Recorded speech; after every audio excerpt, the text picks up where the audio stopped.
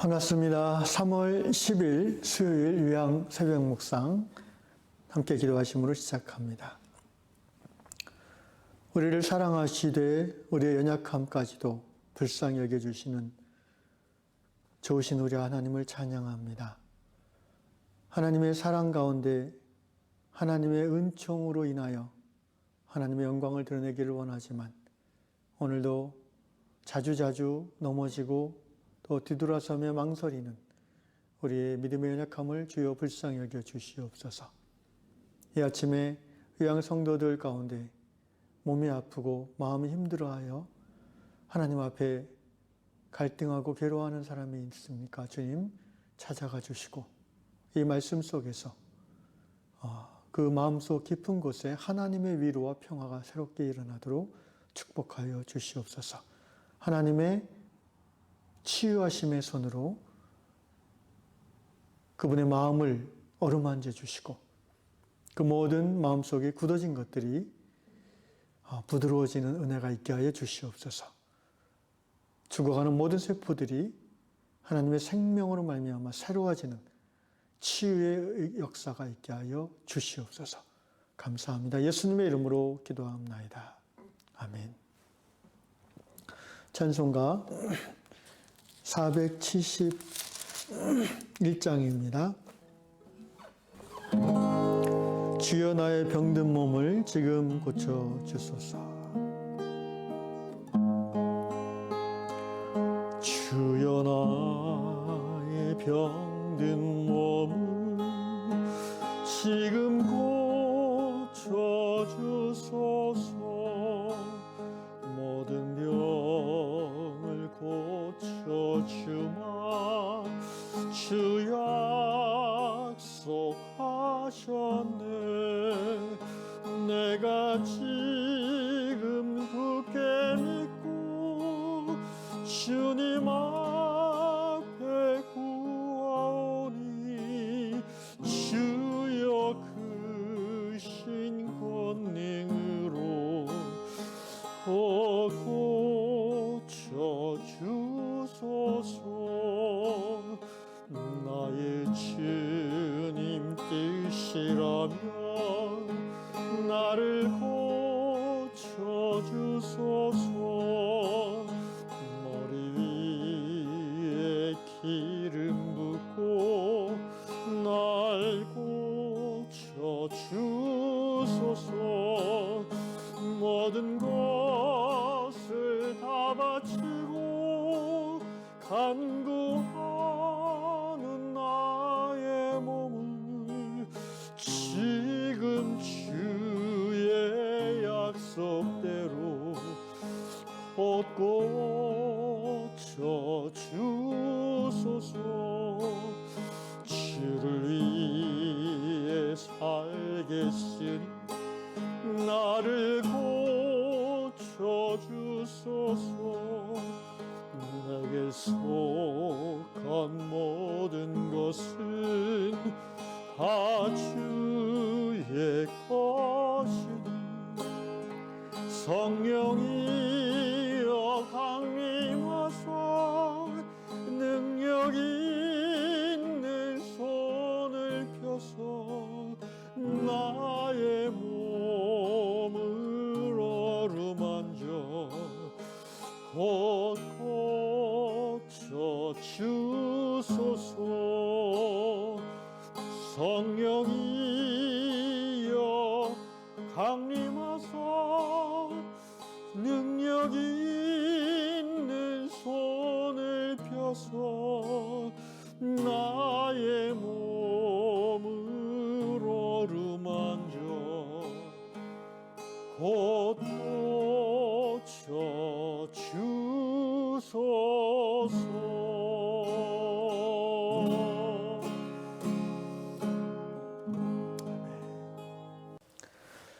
하나님께서 우리에게 주시는 말씀 마가복음 1장 40절로 45절 말씀 읽겠습니다.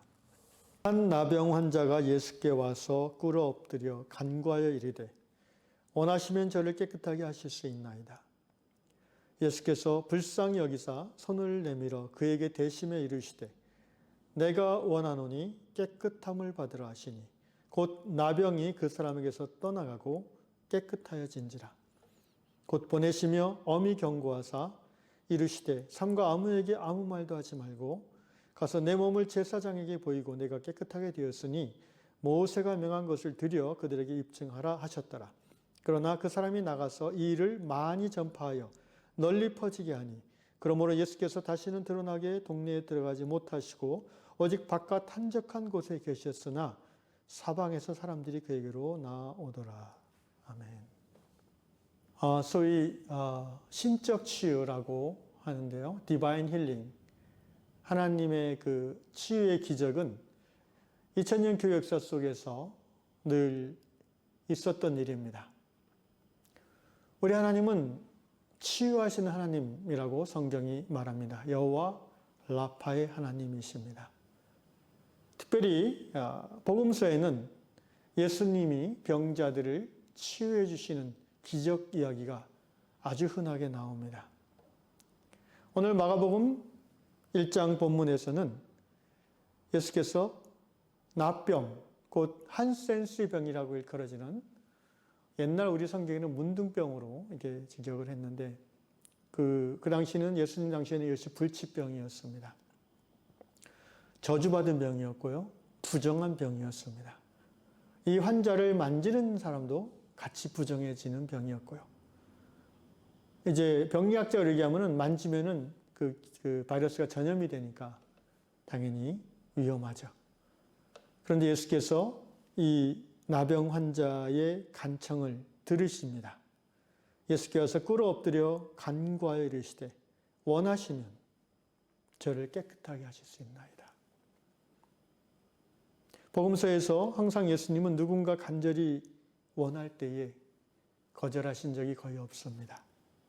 심지어 이방 여인의 간청도 처음에는 거절하신 듯 하였으나 후에는 들어주시는 것을 봅니다. 예수께서 41절에 보니까 불쌍히 여기사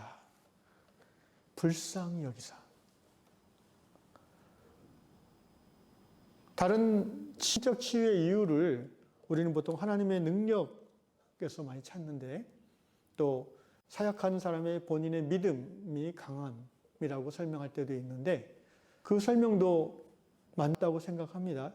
그러나 저는 오늘 본문을 묵상하면서 진정한 신적 치유, 신유의 기적의 근원은 긍휼의 마음이라고 생각이 들었습니다. 또 제 경험을 돌아볼 때에도 긍휼의 마음이 하나님의 기적과 같은 치유를 일으키는 것을 볼 수가 있습니다. 예수님은 그 당시 율법에 문둥병자, 나병 환자에게 손을 대면은 같이 부정해지기 때문에 다들 꺼려하고 싫어하는 일이지만 긍휼히 여기심으로 손을 내밀어 그에게 터치되셨다고 했습니다. 직접 접촉을 했다는 거예요, 손으로.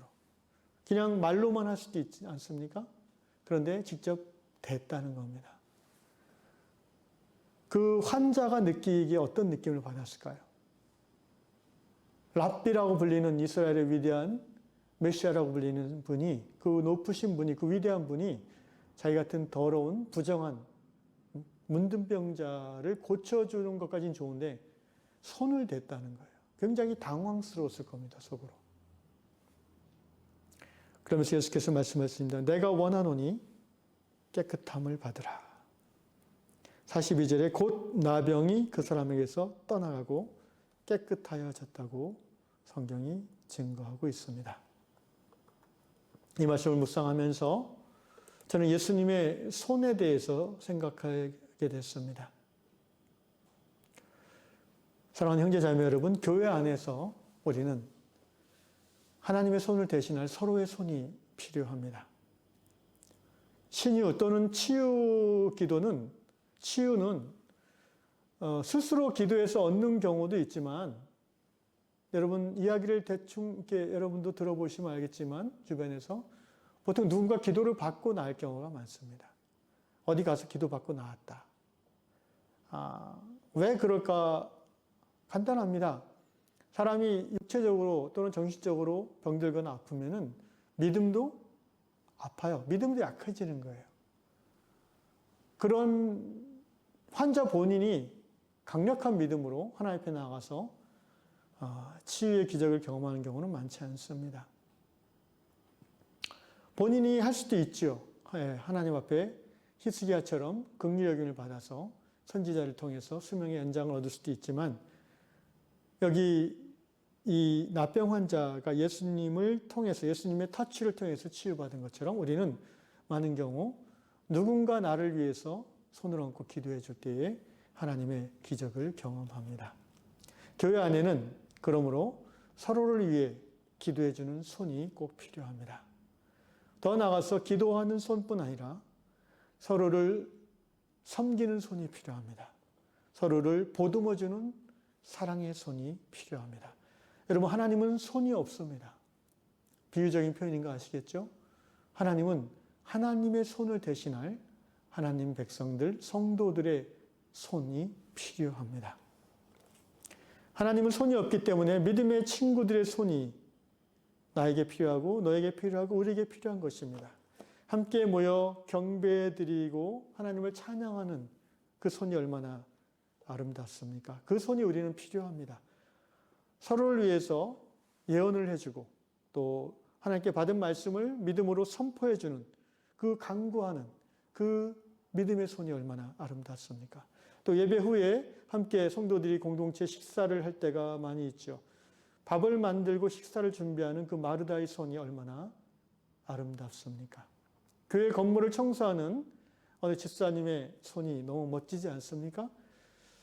또는 아무도 모르게 오직 주님만이 아는 구제의 손길, 또는 축하와 격려의 선물 보냄의 손이 정말 아름다운 손인 것 같습니다. 병 낫기를 구하며 하나님 앞에 올리는 중보의 손이 귀합니다. 축복하는 마음으로 손 얹어서 머리에 안수하는 그 기도의 손이 보배롭습니다.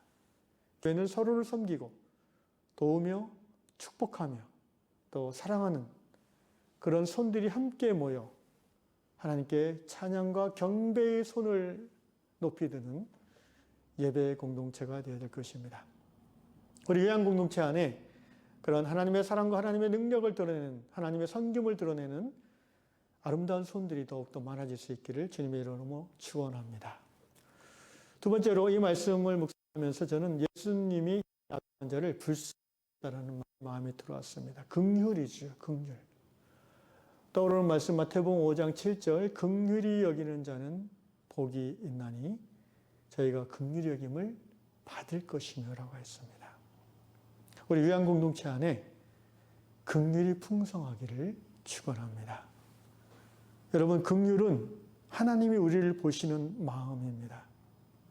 하나님이 나를 긍휼히 여기사 나의 모든 죄와 더러움에도 불구하고 예수 십자가 구원의 길로 나를 불러주시지 않았습니까? 하나님의 자녀 삼아주시지 않았습니까?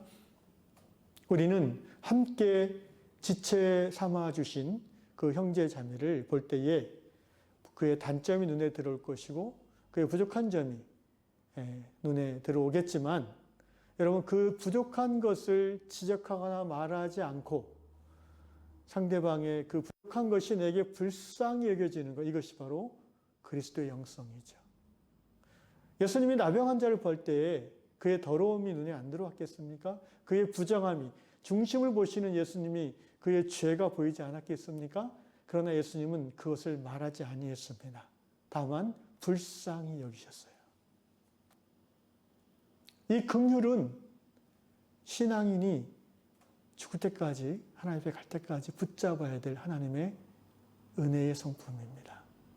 우리가 하나님의 공의를 붙잡고 현실 속에서 하나님 나라를 확장하는 사명을 살아내야 되겠지만, 특별히 개인적으로 우리 하나님 앞에서는 긍휼을 의지할 수밖에 없어요.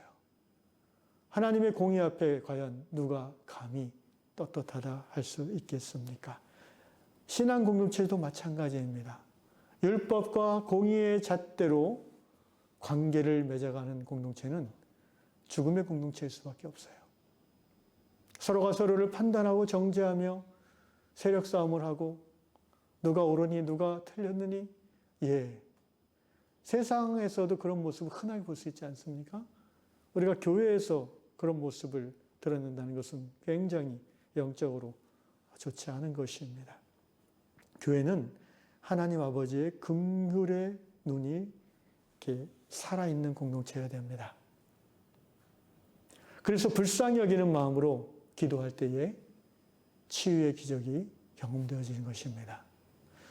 제 개인의 경험을 돌아볼 때에 제가 처음 치유 기도를 했던 게 아마도 27살 때쯤이었던 것 같아요. 그때는 저도 이제 회사 다니는 직장인이었는데, 저희 큰형님의 아들, 큰아들이 지금 뭐 30대 청년이지만 그때 한 서너 살 됐던 것 같습니다.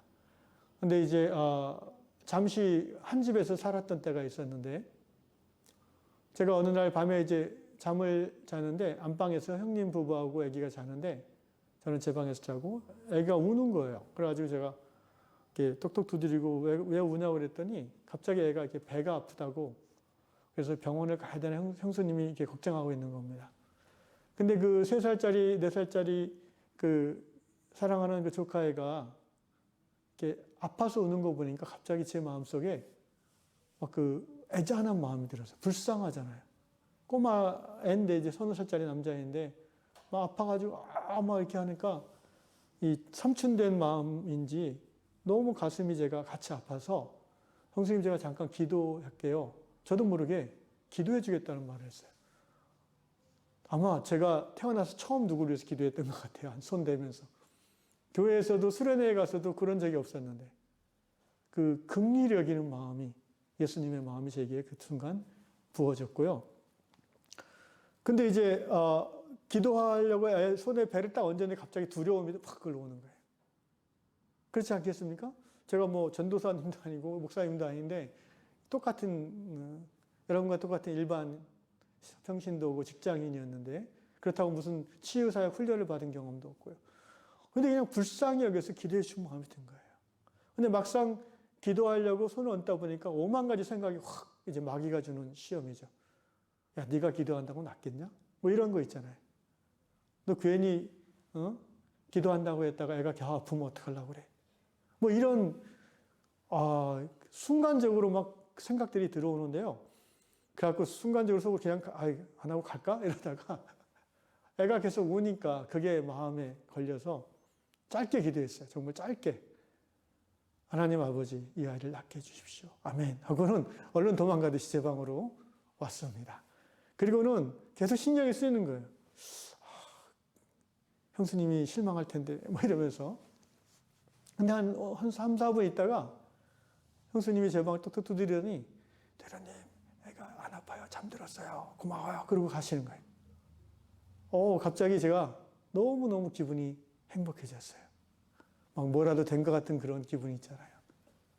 그리고 무엇보다도 조카가 이제 더 안 아프다는 게 마음의 즐거움이 찾아왔습니다. 긍휼의 마음은 신앙인으로서 자연스럽게 주어지는 하나님 아버지의 마음입니다. 사랑하는 형제자매 여러분, 교회 안에서 이 긍휼이 다스리는 공동체가 되면 좋겠습니다. 똑똑한 사람들은 상대방의 단점을 잘 봅니다. 그러나 성숙한 사람들은 상대방의 불쌍히 여기는 마음이 더 큽니다. 교회 안에서 서로를 긍휼히 여길 때에 치유가 일어납니다. 서로를 불쌍히 여길 때에 하나님의 예언의 말씀이 활성화됩니다. 거룩한 기적들이 일어나게 됩니다. 저는 우리 요한공동체가 한 사람 한 사람 성도들 안에 하나님 주신 그 은사와 재능들이 개발되어지고 또 적절하게 쓸 수 있도록 훈련받아서 그 은사로 서로를 섬기는, 그래서 기적을 경험하고 또 치유를 경험하는 그런 21세기 하나님을 기쁘시게 하는 아름다운 교회가 되어지기를 원합니다. 그렇게 되시기를 주의 이름으로 축원합니다. 기도하겠습니다. 오늘 우리 시대에 하나님을 보여주는 교회가 많지 않다고 합니다. 주님, 우리 요한공동체가 완악한 세상 가운데 하나님의 가치관대로, 하나님 나라의 가치관대로 살아가는 성도들의 모습이 드러나는 교회가 되기를 원합니다. 또한 공동체 안에서 그리스도의 긍휼이 다스리는 교회가 되기를 원합니다. 긍휼 안에서 서로가 서로를 섬기며 축복하며 또 사랑하며 기도하며 받은 바 은사와 재능으로 그 손을 통해서 나타내는 하나님을 기쁘시게 하는 하나님 나라 천국 공동체가 될 수 있도록 주여 우리 공동체를 이 귀한 교회를 축복하여 주시옵소서. 예수님의 이름으로 기도하옵나이다. 아멘. 하늘에 계신 우리 아버지, 아버지의 이름을 거룩하게 하시며 아버지의 나라가 오게 하시며 아버지의 뜻이 하늘에서와 같이 땅에서도 이루어지게 하소서. 오늘 우리에게 일용할 양식을 주시고 우리가 우리에게 잘못한 사람을 용서해 준 것 같이 우리 죄를 용서해 주시고 우리를 시험에 빠지지 않게 하시고 악에서 구하소서. 나라와 권능과 영광이 영원히 아버지의 것입니다.